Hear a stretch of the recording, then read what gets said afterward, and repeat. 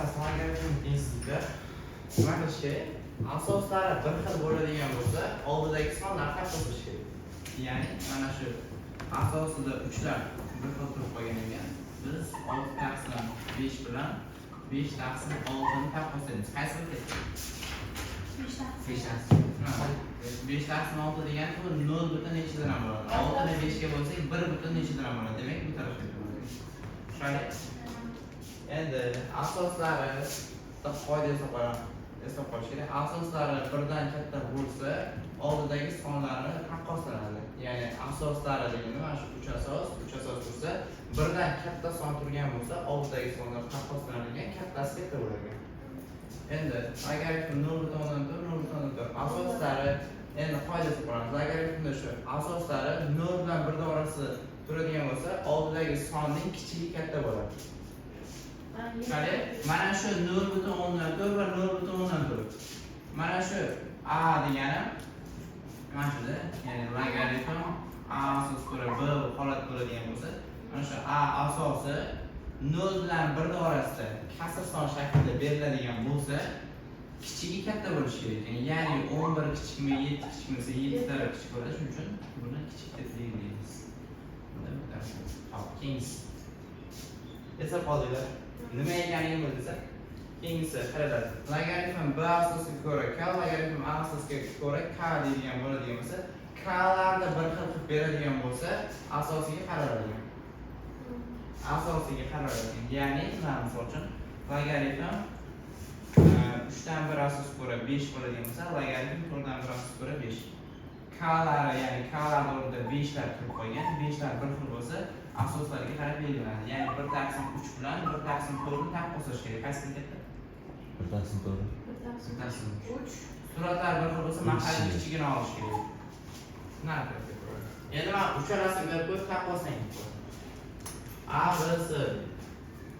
yoki o'zi bor tartibda yoki kamayib bor tartibda joylashtirilgan. Endi mana bu 5 dan 1, 5 dan 1. Ikkasiniki bir xil, bunda 6 dan 1 da. Ikkalasini taqqoslab olsak, nima bo'ladi? Asoslari bir xil bo'ladigan bo'lsa-da, mana ikkinchi qoidaga tushadi. Asoslari bir xil, mana 0 bilan 1 orasida turib qolganligi uchun bunda kichigi katta bo'lishi kerak. Ya'ni B bilan C ni taqqoslaganda C taraf katta bo'ladi, to'g'rimi? Keyin kattasini, mana shu kattasini boshidagi bilan taqqoslash kerak. Ya'ni A bilan ikkalasini taqqoslasak, qaranglar. Mana bu turgan oldidagi sonlari to'g'ri ekanda asosiga qarab. Asosi kattasi katta bo'lishi kerak. Qaysi katta bo'lsa, ikkalasi uchun? C kattami?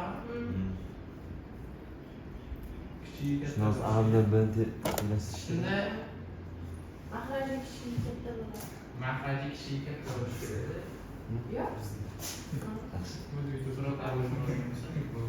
Shunda hozir mana bu bo'lyapti. Shunda C bilan A ni taqqoslaganda C bar katta bo'ladi, to'g'rimi?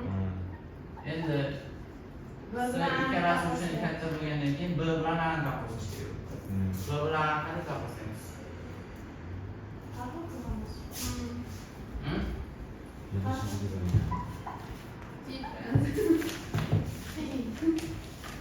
B bilan A ni taqqoslaganimizda qaysi bir katta bo'ladi? Asos bo'lsa, bir katta bo'ladi. A katta bo'lsa, A katta bo'ladi. Yo'li bormi? Ammo darajaga boshlasak, logaritm 6 minus 1 esa oldiga tushib ketsa, mana minus olib qoladi. Unda to'g'ri. Mana bunda nima bo'ladi? Logaritm 5 minusda va oldida 6 bo'ladi. Shuni joyi almashtırsak nima bo'ladi? 1 taqsim ketadi. Mana ikkalasi asos bilan oldidagi sonni o'rnini almashtirsak 1 taqsim. Shunda 1 taqsim minus logaritm 6/5 bo'ladi. Endi 1 taqsimga yo'qotsam, dali 5 darajasi minus yoziladi. Hop, minus logaritm 6/5 ning minus 1. Darajadagi 5 oldiga tushsa, mana minuslar yo'qoladi. Asoslari bir xil bo'ldimi? Qaysi bir katta? B, C, B katta. Mana oldimiz bor. B katta-da, to'g'ri. O'zi mana endi joylashtirish kerak. B'ni misol uchun 7 desak, A'ni necha deyman? Misol uchun 4 deyman-da. B ham 7, S ham 8 bo'lishi kerak. Shunda S, B, A bo'ladi. S kattami, qiyin kattami? S katta. Shunaqa holat bo'ladi, to'g'ri? Yechim shu. Endi yana bitta shart bor. Bu misol shart. Asosidagi son birdan katta holatda bo'ladigan bo'lsa, buni nima qilardik? Oxirida ikkila vorardik, teng qilib bergan. Ikkila vorardik, mana negativ so'z yo'qolardi. Endi bitta qoidasi qilib qolamiz. Mana shu asosiy, ya'ni A birdan katta bo'lsa, o'z holatida qoladi. Ya'ni o'z holatida ishlayveramiz. Mana bu yoqqa borsak, ya'ni x plus 3 kichik 2/4 darajasi 16. Shunda x kichik 13 bo'ladi. Shu holatda yechim bo'lar ekan. Endi mana bu a ham 0 dan katta a kichik 1 dan bo'ladigan bo'lsa, mana shu oralikda yotadigan bo'lsa, ishoraga ta'sir qiladi. Ishora deganda mana bu ishoraga ta'sir qiladi. Ishora qarama-qarshi o'zgaradi ekan. Demak, ikkalasi 0.2 deyman. 0.2 degan bo'lsa, mana bu logaritm yo'qoladi. O'rtadagi ishoraga ham ta'sir qilish kerak. A ni mana bu asosan 0 bilan 1 orasida yotib qo'ygan uchun. Shunda 4a/3x katta edi, u kichik yoki tengga o'zgarar ekan. Shunda 0.2 ni minus 1x. Bu 10 dan 2 degan, to'g'ri? 10 darajasi minus tursa joyi almashadi, 10 tepaga 2 pastga tushadi. Bo'lish borsak, shunda 5 degan javob qoladi. Tushundingmi? 4 dan ayirishib o'tsak, minus 3x kichik necha bo'ladi? 1 dan noma'lum holatda minus son turadigan bo'lsa ham, keyin tartibga o'tkazganda o'rtadagi ishora yana almashadi. Shunda x katta minus 1/3 degan javob qoladi. Yechim tushundinglar? Endi yana bitta shart olishimiz kerak. Qanaqa shart olinadi? Qanaqa shart olinadi? Aniqlanish sohada oladiku. Aniqlanish sohada qanaqa shartlar olinadi? B aniqlangan. B ham nimadan katta bo'lishi kerak? B ham menimcha mana shu ifoda 0 dan katta bo'lishi kerak. Ya'ni x plus 3 ham katta bo'lishi kerak 0 dan. Ifodani ishlasam x katta minus 3 dan. Ikkalasini son o'qiga qo'yib tekshiramiz. Shunda minus 3 dan katta, minus 13 dan kichik. Umumiy yechim minus 3 dan 3gacha. Ona birini. O'razmi? Ha, 13.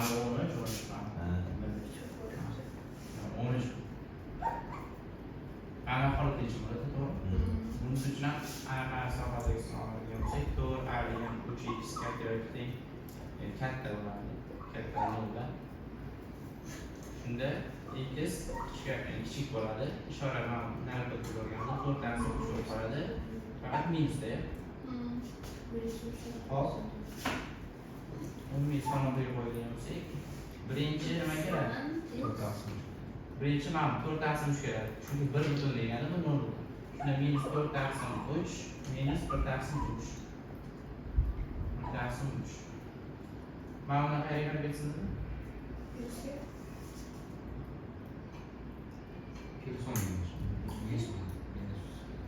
Shu orani o'shadi, nega o'shadi? Ana tarafga bunisi. Katta bo'lsin. Mana bu qo'yadi. Nima bo'ladi?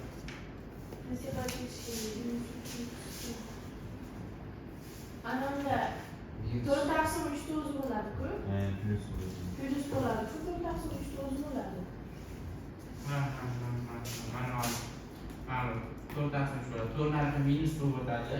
Keyin ikkalasi yo'qoladi. Shunda 4/3 bo'ladi. 3 bo'ladi. Shunda ikkalasi ishorasi almashadi. Shunda birinchi mana minus 1/3 keladi. Keyin 4/3 keladi. 4/3 dan kichkina deyapti. Minus 1/3 dan katta deyapti. Yo'q, mana shuni orasini olish kerak bo'ladi. Shunda umumiy yechim minus 1/3 dan 4/3gacha, 4/3 kirmasin ekan, mana minus 1/3 kirsin ekan. Tushundingmi? Savol yo'q.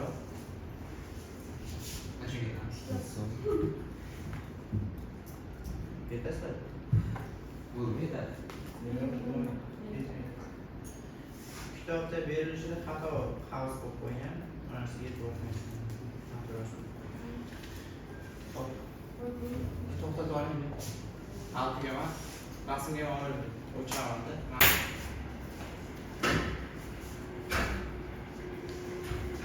Hop.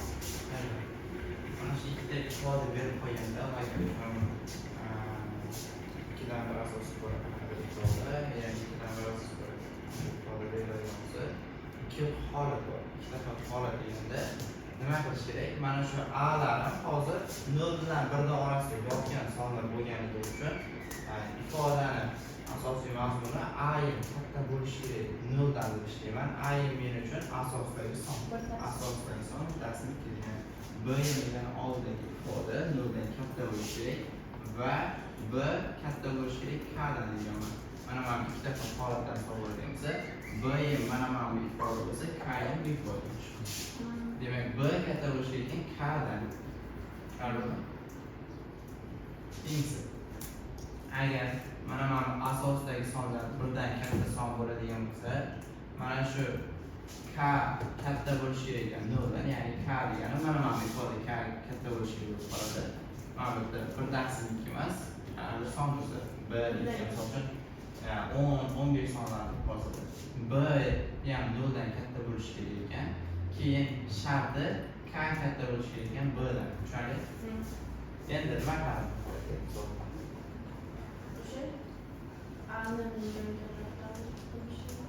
A ni 0 dan kattani ishlab olishimiz kerak. A ham men uchun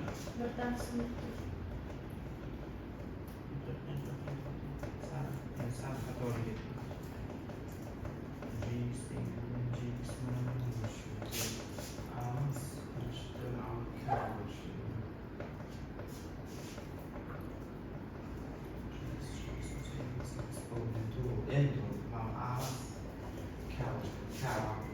ikkalasini ham oldidagi sonlarni 0 dan katta ishlash kerak ekan. Mana b va mana endi to'g'ri.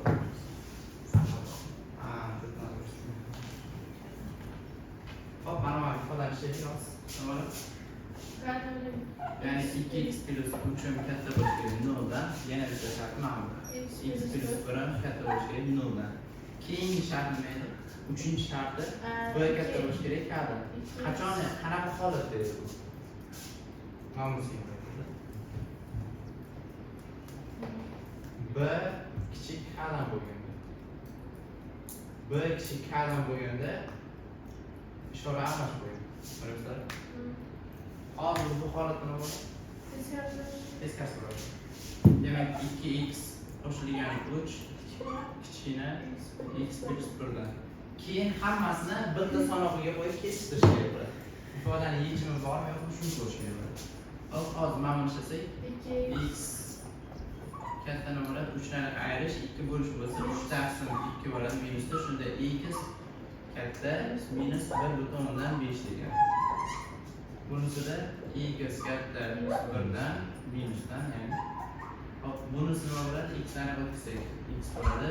3 dan ayirish bo'lsa, minus 2 bo'ladi. Umumiy yechim nima bo'ladi? Birinchi minus 2 keladi, keyin minus 1/5 keladi, keyin minus 1 keladi. Minus 1 dan katta deyapti. 1,5 dan ham katta deyapti. Minus 2 dan kichkina deyapti.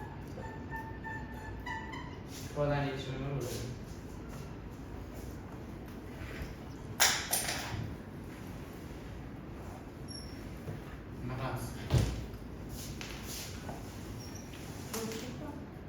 Nega bo'shliq?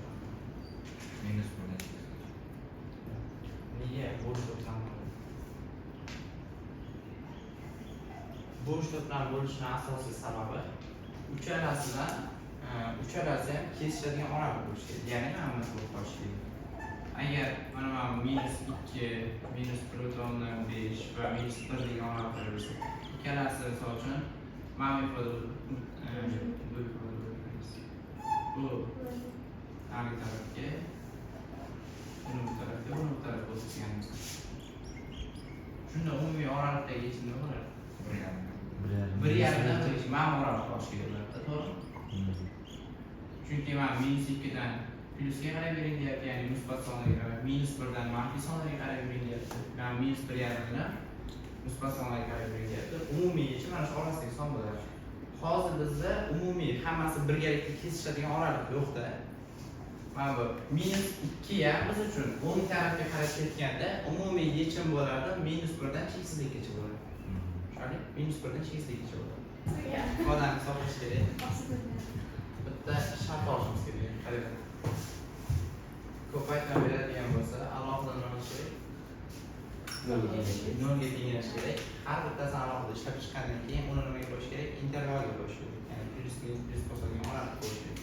Hop, mana alohida 0 ga tenglasa x kvadrat a degan 8x qo'shilgan 7 teng 0 bo'ladigan bo'lsa, x -x 64 a ga 28 teng. 36. Oldu. X bölümünün sekinde böyle 8 minus 6 dersim 2. 7 Dersi bölümü. 6. Hangisi orada? Vallahi yarım 5 asası böyle. X kvadrat minus 3'ünü. Emirman nörogi izasıdır. Shunday kvadrat ko'tarsam yo'qoladi va buni 5 ile boraman, to'g'rimi? Va agar so'z yo'qoladi, shunda x kvadrat a degan 3 teng 1 ga. X kvadrat teng 4 ga, x 1 bilan 2 plyus minus 2 degan yechim bor. Shunda umumiy yechim minus 2 1 Endi oraliqlarni bilish kerak. Oraliqlar hammasi uchun ishlash kerak. Son qo'yibsiz. Son qo'ysak ham bo'ladi. Son qo'ysak. -2 dan keyingi sonni bitta ifodaga qo'ysak ham bo'ladi. -3 qo'ysakda, -3 qo'ysak necha bo'ladi? 9 -3 ga 8. Tepasidan ham qarashib plyus bor ekan qansiz. Ha? Plyus bor. Plyus bo'lar ekan? Sanasiz. Ma'lum bo'ladi shunda? Yo'q. Plyus bo'ladi. Bu plyus chiqadi.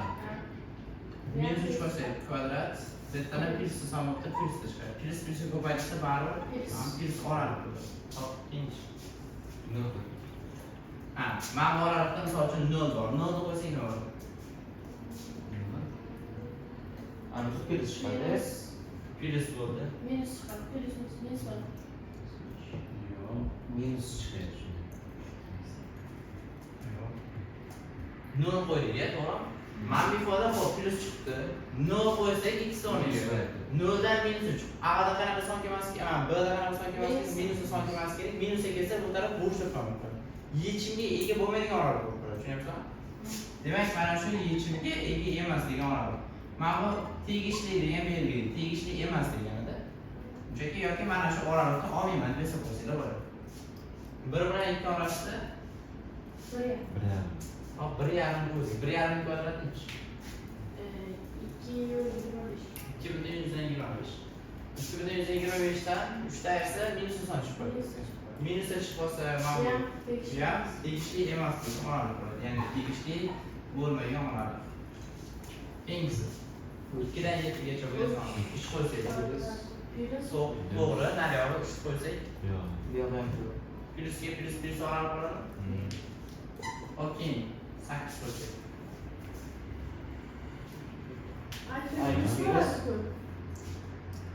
Plyus bo'ladimi? Minus bo'ladi. Qaysi biri? Minus chiqadi. Minus bo'ladi. Mana bundan 3 qo'ysak 9, 3 qo'ysak 4 8 24, 24 dan Minus 3. 9 dan minus chiqish kerak ekan. Minusda keyin plyus son ko'paytirsa minus oraliqlar bo'ladi ekan. Keyinchi Plyus. ya'ni plyus bo'ladi qo'yib hisoblasak. Bizga sharti nima edi? Minus oraliq. Minus oraliqlarni olish kerak deyapti. Ya'ni 0 dan kichkina bo'lgan oraliq olinsin deyapti. Minus oraliqlar mana 2 dan 7 gacha. Keyin bitta shart bor edi. Bizga yoki teng deb ham berganda berilgan qiymatlarni qo'yish mumkin-da. Men minus 2 ham yechim bo'lib qolishi mumkin, 1 ham yechim bo'lib qolishi mumkin, 2 ham 7 ham yechim bo'lib qolishi mumkin. Buning uchun qo'yib qo'yish kerak. Minus 2 ni qo'yib qo'ysak nima bo'ladi? Minus 2 mana shu ifodaga qo'ysak. Hammasi tez chiqadi. Plyusda minus 2 qo'ysam bo'laveradimi? Minus 2 kvadrat 4, 4 dan ushlasak 1. Asosida 1 tursa 0 chiqadi. Mana shu ifoda 0 bo'lsa, logaritm ichidagi ildizi ham 0 bo'lsa, 0 ga mana qanaqa ifoda ko'payib yana 0 bo'ladi. 0 0 dan kichik yoki teng bo'laveradi. Demak, to'g'ri bo'ladi. Men bu minus 2 degan yechimni o'zini olsa ham bo'ladi demoqchiman. Tushundinglar? 1 qo'ysak 1 ning kvadrati. Bu noto'g'ri. 1 degan yechim bu olmaslik kerak. 2chi. 2 dan oladigan bo'lsak 2 ning kvadrati 4 1 bu yerda ham 0 keyin 0 dan kichik yoki teng bo'lib to'g'ri bo'lar ekan. 2 degan yechimni olsak bo'lar ekan. 2 degan nuqtani bo'yash kerak ekan. Kirsin degan ma'noda. 7 ni olsak-chi.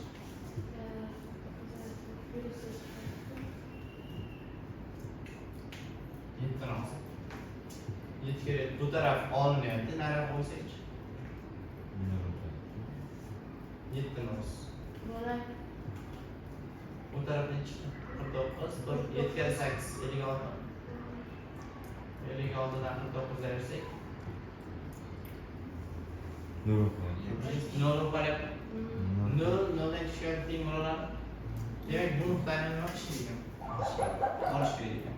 Shunda umumiy ish nima bo'ladi? 2 dan 7 gacha deyapti. 2 dan 7 gacha ikkalasi ham kirsin demoqchi. Keyin nima deyapti? Men 2 ni ham alohida olsin deyapti. Men minus 2 ni ham olamiz, mana bunaqa hamsi bo'ladi. Mana bizga o'rgatgan shunaqa qilib yozgan. Hop. Mana ifodani hisoblash kerak. Qanday hisoblaymiz?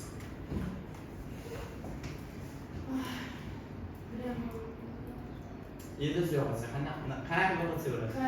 Mana bu to'g'rida kvadrat shaklidagi 6 eksonni bo'lib olsak, ya'ni x ning kvadrati lg x ga ko'paygan kichik 10 10 ko'paygan x ko'paygan. Endi nima qilamiz?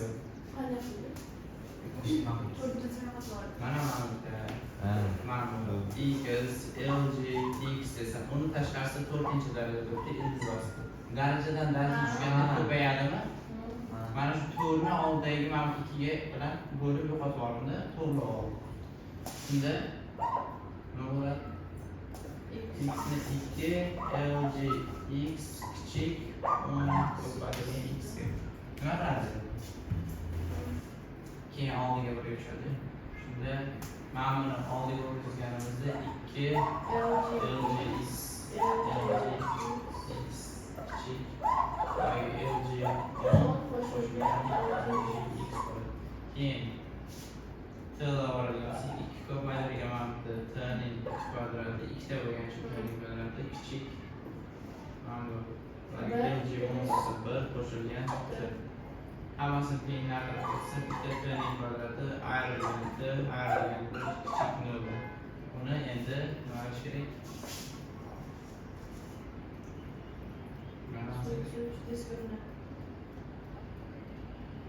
Topsak nima bo'ladi? 1 qo'shilgan 8 minus 1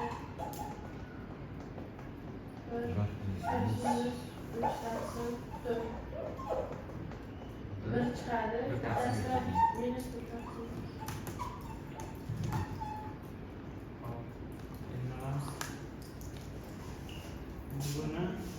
Buni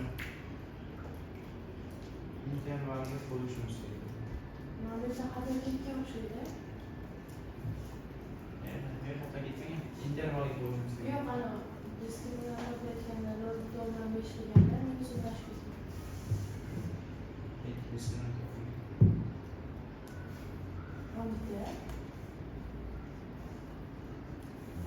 o'zim ko'raman. 1 bilan 0.5 minus qilmagan ma'qul. Lekin bitta o'tkazilgan tagida. To'g'ri?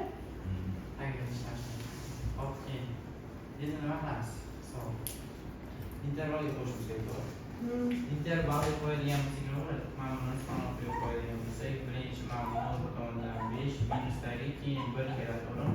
Oraliklarni aniqlasak, bemalol plus minus bossam bo'ladi, chunki t kvadratda oldi minus ishora yo'q, bemalol plus minus degan ishora yozaman. Bizga kichik noldan kichik oraliq degani mana minus oraliq. Shunda minus oralikda biz nima olganmiz? 0.5 mana bu t olganmiz, ya'ni 0.5 bo'lgan t olganman. Shunda mana bu ifodani o'rniga hisoblab olishimiz kerak. Ya'ni nima bo'ladi? Mana shu x teng holatdasi minus 0.5 da mana shuni 10 ning nechtisidan bo'ladi? Ha? Yo'q, 10 emas. 2 ni minus 1 esi yozsam bo'ladi? 0.5. To'g'ri. 1 taqsim 2 bo'ldi. To'g'ri. Minus. Hop, keyingi. LG x teng bittasi 1 bo'ladi. Qachon bir chiqadi? Alo. 2 LG. 10 olamiz mana buni. Shunda x teng bittasida 10 bo'lar ekan, keyingisida bo'lar ekan. Mana bu 1 degani biz uchun 10 ga to'g'ri keladigan logaritmga qaytadan intervalga qo'yayotgan. Tushundingmi? Ya'ni yana qaytadan chizib qo'yadigan bo'lsak, mana 1 degani men uchun 10, mana bu oraliq 0.5 degani t degan qiymatda hisoblab yozadim. Endi logaritm degan qiymatda hisoblab yozaman. Logaritm naqsi necha bo'ladi? Ikkalasi 10 bo'lsa. Mana shu darajasini to'g'ri yozaveraylik. Nima bo'ladi? Bir taqsim ikki. Bir taqsim ikki. Mana shu 10 desak nima bo'ladi?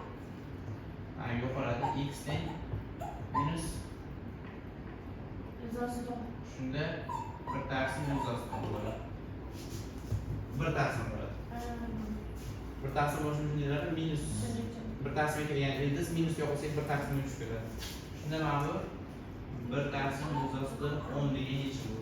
Bizga mana shu oraliq olinishi kerak. Yo'q, mana tepadagi narsani plyusda oraliqni olsin. Umumiy yechim shunda nima bo'ladi?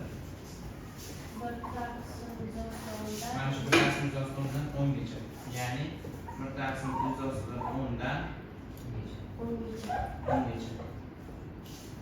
Yechim olishimiz kerak. Mana shu yechimni to'g'ri. Tushundingmi?